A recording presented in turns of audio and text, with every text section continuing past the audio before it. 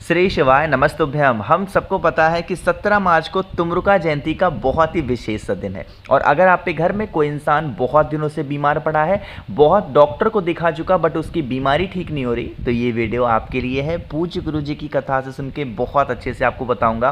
कुछ नहीं करना है, नींबू का रस लेना है, छोटा सा उपाय करिएगा जिससे आपकी जो भी बीमारियां होंगी वो सारी बीमारियां ठीक ज़रूर होंगी। ठीक है, लेकिन आपको वीडियो के स्टार्टिंग में समझा दूं कि इस वीडियो को ध्यान से सुनिएगा, क्योंकि अगर इसको गलती आपने कर दिया तो तबीयत ठीक होने की बजाय में बिगड़ भी सकती है। इसलिए बहुत प्यार से सुनने की कोशिश पूरी करेंगे। ठीक है ना। देखो क्या करोगे, आपको लेना होगा इस तरीके से नींबू, लेकिन एक नींबू लेना और उसको हाफ काट लेना। हमें ज़रूरत होगी इस उपाय में सिर्फ आधे नींबू की। ठीक है, आधा नींबू लेंगे। साथ ही साथ आपको लेना होगा इस तरीके से एक दूध की कटोरी। ठीक है, और ये जो दूध होना चाहिए गौ माता का दूध होना चाहिए, वो भी कच्चा दूध। बहुत ज़्यादा लेने की ज़रूरत नहीं है, आधी कटोरी, इससे ज़्यादा मत लेना, आधी कटोरी के आसपास कच्चा दूध ले लेना। ठीक है, और इन सभी चीज़ों को लेने के बाद में एक तांबे के लोटे में जल भरेंगे, पहुंच जाएंगे महादेव के शिवलिंग के पास में। इस उपाय को मैं रविवार के दिन करने के लिए आपको इसलिए कह रहा हूं ना, क्योंकि रविवार को महादेव के शिवलिंग के पास में उनके मंदिर में भीड़ थोड़ी कम, भीड़ तो रहेगी तो बिल्कुल पक्की बात है, लेकिन एज कंपेयर टू मंडे सोमवार की अपेक्षा भीड़ कम रहेगी। ठीक है, तो आप कभी भी पूरे दिन में जाना और जाने के बाद में फेस रखेंगे उत्तर दिशा, नॉर्थ डायरेक्शन। जो कुछ भी महादेव के शिवलिंग के आप गए हो पास में, जो कुछ भी चढ़ा हो, पहले उस सभी चीज़ों को, चढ़े हुए चीज़ों को उठा करके साइड में रखेंगे। अच्छे तरीके से शिवलिंग को धुलेंगे, जितना ज़्यादा पानी से धुल सकते हो साफ़ कर देना शिवलिंग को। ठीक है, साफ़ करने के बाद में जो आप अपने घर से एक तांबे के लोटे में जल लाए हो वह समर्पित कर देंगे तुम रुकेश्वर महादेव के नाम से। किसके नाम से? तुम रुकेश्वर महादेव के नाम से जल चढ़ाएंगे। उस जल को अपने राइट हैंड से दाहिने हाथ से पोंछेंगे। ठीक है, पोंछने के बाद में आपको क्या करना है, जो दूध आपके पास में है उस दूध को, यहीं पे जो बताऊंगा मेरी बात सुनना ध्यान से, उस दूध को फिर महादेव के शिवलिंग के ऊपर बिल्कुल स्लो मोशन में धीरे धीरे समर्पित करना। एक और इंसान को अपने घर से लेके जाना और उनसे कहना जितना मैं दूध समर्पित कर रही हूँ या कर रहा हूँ, आप इस दूध को यहाँ पे रोको। जलाधारी से बहता हुआ ये दूध नीचे गिरेगा। इस दूध को गिरने मत देना, 2-4-10 बूंद गिर जाए उसकी बात नहीं है, बट मैक्सिमम कोशिश करना दूध को रोक लेने की। ठीक है, क्योंकि आपके पास दूध ज़्यादा भी तो नहीं, आधा कटोरी तो दूध है, तो दूध रोक लेना। और रोकने के बाद में आपको क्या करना है, महादेव की जो चौखट नहीं होती है, इसी चौखट पे आकर के बैठना है। चाहे इस साइड बैठ जाओ, इस साइड बैठ जाओ, बीच में कहीं पे भी बैठ जाओ, बैठ जाना। महादेव को देखते देखते आपने जो दूध यहाँ पे जलाधारी से रोका था, उस दूध को अपने लेफ्ट हैंड में पकड़ेंगे, बाएं हाथ में पकड़ करके दाहिने हाथ से जितनी जल्दी हो सकता है नींबू को निचोड़ करके और तुमरुका जी के नाम से उस दूध को तुरंत पी जाएंगे। ठीक है, ध्यान रखिएगा, आपको 10 सेकंड भी वेट नहीं करना है। अगर आपने 10 सेकंड भी दूध में नींबू डालने के बाद में वेट किया, इंतजार किया, तो दूध फट जाएगा और फटा हुआ दूध आप पियोगे तो फायदे की जगह नुकसान करेगा। इसलिए आपसे मैं कह रहा हूं, बहुत ध्यान से सुनिएगा, जो दूध आपने शिवलिंग के पास में से रोका है, उस दूध में नींबू को जैसे ही निचोड़े तुरंत पी जाएं। 1 सेकंड भी टाइम मत लगाइएगा। तुमरुका जी के नाम से आपकी पेट से संबंधित जो भी बीमारियां होंगी, काफ़ी लोग पाइल से परेशान है, काफ़ी लोग को गैस बनती है, काफ़ी लोग को बहुत ज़्यादा प्रॉब्लम है पेट से संबंधित, वो तो ठीक होगी। साथ ही साथ कोई भी बीमारी आपको है, वो सारी बीमारियाँ आपकी ठीक ज़रूर होंगी। ठीक है, करिएगा ज़रूर। तो यहाँ पे हम सभी लोगों ने पहले उपाय की तो बात कर ली है, आगे बढ़ते हैं। अब इस वीडियो में हम लोग अपने दूसरे उपाय की तरफ। पहला उपाय तो हमने बात किया था बीमारी के लिए, दूसरे उपाय की हम लोग बात करते हैं, और यह उपाय भी आपको करना होगा बीमारी के लिए। बहुत स्पेशल, कितनी भी बड़ी बीमारी हो ना, इस उपाय को सिर्फ एक बार करके देखना इस तुमरुका जयंती पे। ठीक है, क्या करना है, आपको लेना होगा इस तरीके से एक बेलपत्र, बहुत ही प्यारी सी, बहुत सुंदर सी, कहीं से कटी पिटी ना हो। ठीक है, बेलपत्र लेना। बेलपत्र को लेने के बाद में एक तांबे के लोटे में जल भर लेना, लेकिन इस जल के अंदर कुछ भी आपको नहीं डालना। ठीक है, और पहुंच जाना कहां पे, महादेव के शिवलिंग के पास में। अब मैं जो बताने जा रहा हूं, मेरी बात बहुत ध्यान से सुनेंगे। देखो, इस उपाय को कोशिश करना वही इंसान करे जो इंसान बीमार है। ठीक है, आपको क्या करना है, सबसे पहले आपको 1 लोटा जल महादेव के शिवलिंग के ऊपर समर्पित करना। जैसे ही जल समर्पित करोगे, जल क्या होगा, बहता हुआ जलाधारी से नीचे गिरेगा। अरे यहीं कहीं तो गिरेगा, गिरेगा कि नहीं गिरेगा? आपको क्या करना है, जब आप जल को चढ़ा चुके हैं, ये जो जल नीचे गिरा हुआ है, इसी गिरे हुए जल को बस एक बूंद जो इंसान बीमार है उसके मस्तक पर लगाओगे मणिभद्र के नाम से। किसके नाम से लगाओगे? मणिभद्र के नाम से उसके मस्तक पे लगाएंगे। लगाने के बाद में जो आप अपने घर से एक बेलपत्र लेके गए हो, उस एक बेलपत्र को जिस जगह से जल नीचे गिरने ही वाला होता है उसी स्थान पे उस एक बेलपत्र को समर्पित करेंगे। महादेव से विनती करेंगे, प्रार्थना करेंगे, हमारे घर का इंसान है, बहुत बीमार रहता, बहुत परेशान रहता, हे महादेव आप इसकी बीमारी को हर लें, आप इसकी बीमारी को दूर करें।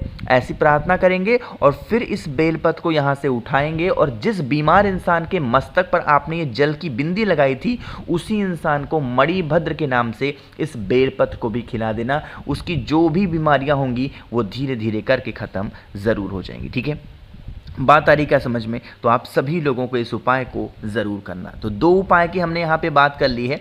आगे बढ़ते हैं अब इस वीडियो में हम लोग अपने तीसरे उपाय की तरफ। और ये तीसरा उपाय थोड़ा सा कठिन है क्योंकि नियम से करना है, कई बार हमें चढ़ाना है, सब कुछ करना है। क्या क्या होंगे फ़ायदे, कैसे करना है, ये तो मैं आपको तब बताऊँगा जब आप कर दोगे वीडियो को लाइक, ज़्यादा से ज़्यादा लोग इस वीडियो को शेयर करेंगे। जितने भी भाई बहन मेरी आवाज़ पहली बार सुन रहे हैं चैनल को ज़रूर सब्सक्राइब करिएगा। ठीक है, देखो समझते हैं। इस उपाय के लिए हमें कुछ चीज़ों की ज़रूरत पड़ेगी। जैसे आपको लेना होगा काला तिल। ठीक है, बहुत ज़्यादा लेने की ज़रूरत नहीं है, 1 चुटकी काला तिल लेंगे। काले तिल को लेने के बाद में एक तांबे का लोटा लेंगे, उसमें जल भरेंगे। जल के अंदर कुछ भी आपको नहीं डालना। साथ ही साथ महादेव की सबसे प्रिय चीज़ भी लेंगे और वो होती है बेलपत्र। तो 1 बेलपत्र भी ले लेंगे। ठीक है, सुनने की कोशिश करेंगे जो मैं बताने जा रहा हूँ। सबसे पहला काम करेंगे, यहाँ पे 2 लोटे जल की हमें ज़रूरत पड़ेगी। मन हो जल घर से ले लो, मन हो जल मंदिर से ले लो, कोई इशू नहीं है। ठीक है, घर पे करना चाहो उपाय घर पे करो, मंदिर में करना चाहो मंदिर में करो। क्या करेंगे, यह उपाय स्पेशली है अगर आपके घर में लड़ाई झगड़े क्लेश की भावना बहुत ज़्यादा है, मतलब लोग परेशान हैं, लड़ाई इतनी ज़्यादा आपके घर में होती है। तो उस कंडीशन में आपको क्या करना है, सबसे पहला काम करना है 1 लोटा शुद्ध जल तांबे के लोटे से श्री शिवाय नमस्तुभ्यम का स्मरण करके समर्पित करेंगे। देखो यहाँ पे जो मैं बताऊंगा वही बोला करिए, उपाय तभी काम करेगा। सबसे पहला जो जल चढ़ाओगे क्या बोलोगे, श्री शिवाय नमस्तुभ्यम का ध्यान करके। दूसरा काम क्या करेंगे, जो आपके पास में काला तिल है, जिस जगह पे जल चढ़ाया ना उसी जगह पे जो इंसान आपके घर में लड़ाई झगड़े क्लेश बहुत ज़्यादा चंचल है ना, उस इंसान का नाम और गोत्र बोलेंगे। साथ ही साथ श्रम्भेश्वर महादेव, कौन से महादेव, श्रम्भेश्वर महादेव के नाम से काले तिल को समर्पित करेंगे। काले तिल को समर्पित करने के बाद में फिर 1 लोटा शुद्ध जल तांबे के ही लोटे से उसी काले तिल के ऊपर श्री शिवाय नमस्तुभ्यम का ध्यान करते हुए समर्पित करेंगे। ठीक है, जल समर्पित कर दिया, काला तिल समर्पित कर दिया। इतना सब कुछ समर्पित करने के बाद में लास्ट में जो आपके पास में 1 बेलपत्र है, उस 1 बेलपत्र को माता अशोक सुंदरी के स्थान पे जो इंसान बहुत ज़्यादा क्लेश, बहुत लड़ाई झगड़े करता है, उसका नाम और गोत्र बोल करके समर्पित कर देना। और फिर आप अपने घर की तरफ चले जाना। जिस इंसान का नाम और गोत्र आपने बोला है उसकी जो भी बुरी आदतें होंगी, चाहे वो लड़ाई झगड़े क्लेश को लेके बहुत परेशान रहता है, ऐसी सारी संभावनाएं उसकी ख़त्म ज़रूर हो जाएंगी। ठीक है, चलिए 3 उपाय की हमने बात करी। एक चौथे उपाय की बात करते हैं जो कि आपकी फैमिली के लिए है। आपके परिवार में अगर खुशियां नहीं टिकती हैं, खुशियां कैसे नहीं टिकती, जब आपके घर में क्लेश होगा, जब आपके घर में चंचलता होगी, जब आपके घर में आपसी बहुत द्वेष रहेगा, एकता नहीं है घर में, तो आप इस उपाय को करेंगे। ठीक है, क्या करना है, आपको इस तरीके से लेना होगा लाल चंदन, इजीली मिल जाएगा सभी घरों में, तो आप लाल चंदन लेंगे। लाल चंदन के बाद में आपको शहद भी लेना है, बहुत ज़्यादा नहीं, 1 या आधा चम्मच के आसपास शहद देना। जितना भी शहद आपने लिया है उस शहद के अंदर 1 से 2 चुटकी लाल चंदन को डाल करके अच्छे तरीके से उसका पेस्ट बनाएंगे, अच्छे से मिक्स कर लेंगे। ठीक है, मिक्स कर लिया।